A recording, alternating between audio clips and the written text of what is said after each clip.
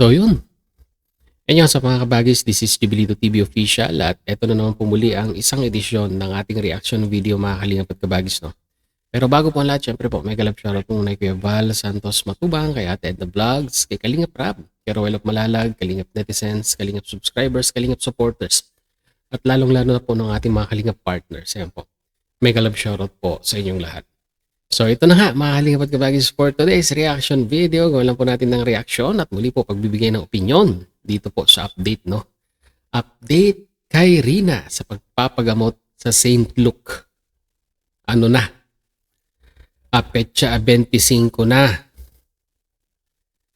Pero wala pa rin po tayong naririnig na malinaw na resulta dito po sa plano nilang pagpapasecond opinion dito kay Rina.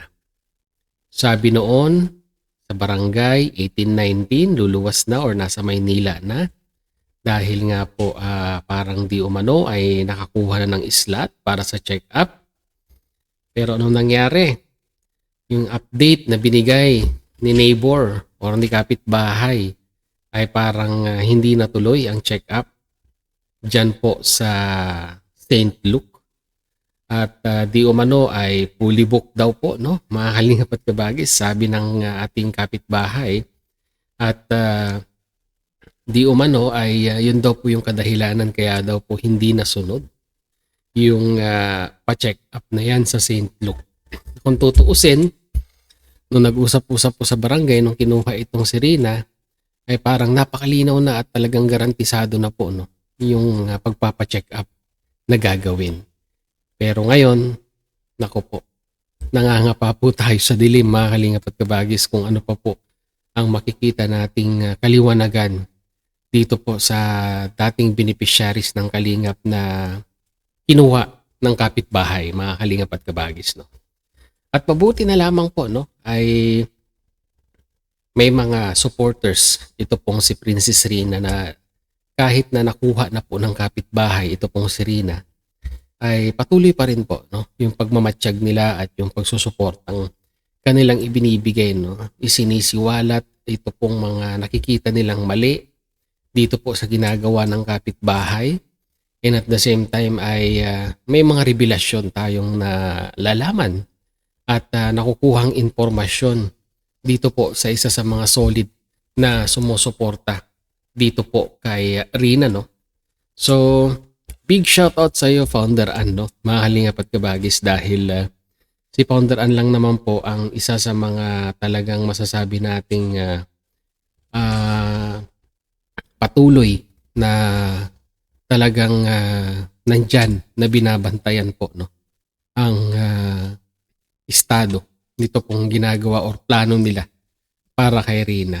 Dahil nga po dito sa kanyang recent posts ay pan po, no, na laman natin na may mga conversation pala, no, itong si Nanay M di umano dito po sa mga individual na ito, at talagang masyashock po kayo dahil talagang hindi nyo sukat akalain na ganito ang gagawin nila dito po sa ating prinsesa. So tignan natin, no, basahin natin mga kalingap at kabagis yung mga conversation na yan dito po sa pinost ni Founder Ann sa kanyang community, no. Simulan natin dito, mga kalingap at kabagis yan. Simulan natin dito sa part na ito, na kung saan ang sabi ni Founder Ann, ayan ang conversation and briefing na na-briefing nila si M na kung magkita sila ni Kuya Bal, yun ang sasabihin niya kay Kuya Bal, and di daw siya tumatanggap sa akin ng GCash. So ito po, no, ayan, no, mga kalingap, mga kabagis natin, no. Sabi dito, Mars, sabihin mo kay Kuya Bal, if mag-meet kayo, na tumawag sa'yo si Kunyang. Ayan, si Kunyang, si Founder Ann yan. Sa'yo si Kunyang na magbigay ng pera hindi mo tinanggap. Yung Founder Ann ka mo. Ayan, para alam ni Kuya Bal kung sino. At ito, tingnan natin. Walang natin. Kung sino, ayan, ang mapagkunwari. Grabe gumawa kasi ng kwento. Kwento anong mga yan. O, ayan, ang kausap dito, si Nanay M. Ayan po, no? Believe din ako dito kay Founder Ann dahil talagang ang dami niyang revelasyon at ang dami niyang pasabog regarding po dito mga Kalingap at Kabagis, no? Na kung saan ay sinasabi nga daw po na pag nag-meet sila ni Kuya Bal ay palabasin na tumatanggap nga po ng pera ito pong si M pero hindi po tinanggap na galing po dito kay Founder Ann para masiraan po, no? Ito pong isa sa mga nakilala natin noon na talagang solid na tumutulong dito po kay Rina. So punta naman po tayo dito sa pangalawa na ipinost niya. At dito naman ay ito ay patungkol sa gamutan. Ito yung patungkol na sa gamutan, mga Kalingap at Kabagis, no? Ito na. Ha. Now sabihin nyo kung hindi totoo sinasabi ko na di nakikipag-ugnayan si M sa mga wakwak. Todo deny na yung 30K yung sa St. Luke's. Ayan, no?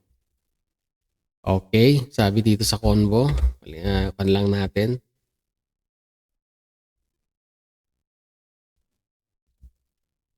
Ito na. Ito naman ay ang kausap ay Will. Di natin alam kung sino tong Will na to pero ang sabi dito sa conversation, oo, para pabahay yan Mars. Hindi Mars, iba yung pabahay na galing kay neighbor. Di na daw yan Mars ipapagamot si Rina sa St. Luke's Hospital. O, di ba? Ito ang sabi dito, hindi na daw yan Mars ipapagamot si Rina sa St. Luke's Hospital. Dalhin sa Manila Mars, payag kayo. O, ayan yung mga na-capture na conversation, mga Kalingap at Kabagis, no? Na kung saan ay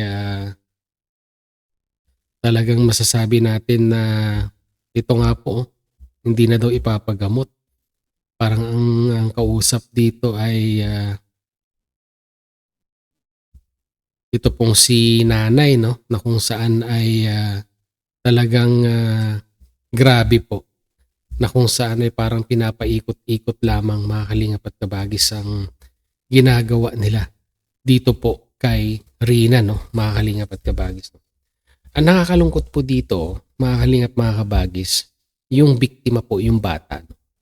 Na kung saan, kung tutuusin, dapat nga po itong mga time na ito ay nag-start na po ang klase at nagsisimula na siyang mag-aral. Pero ngayon, tenga, di ba? Kumbaga yung development ng kanyang utak ay hindi ngayon tuloy-tuloy in regards po sa academics. Dahil po busy sila sa mga gusto nilang mangyari dito po sa bata na kung saan ay hindi naman po kinakikitaan ng output, no, ng mga taong sumusuporta sa kanya. So dito pa lang mga Kalingap at Kabagis, para sa akin ay sablay na po. No? Sablay na po ang kanilang plano. Dahil kung sa babahay pa lang noon ay umurong na, eh yung mga plano pa kaya ngayon mga Kalingap at Kabagis, no, matutuloy pa kaya ang 3-story building? Matutuloy pa kaya yung mga iba pang plano dito kay Rina? Well, panahon at oras na lamang po makakapagsabi niyan. Pero sa nakikita po nating timeline ngayon at sa nakikita po nating ginagawa ngayon, mga Kalingap at Kabagis, para sa hanggang sa akin po, ay malabo na po. At ang katanungan na lamang po dito, baka pag sinukuan na, bandang huli, baka ibalik pa kaya sa Kalingap?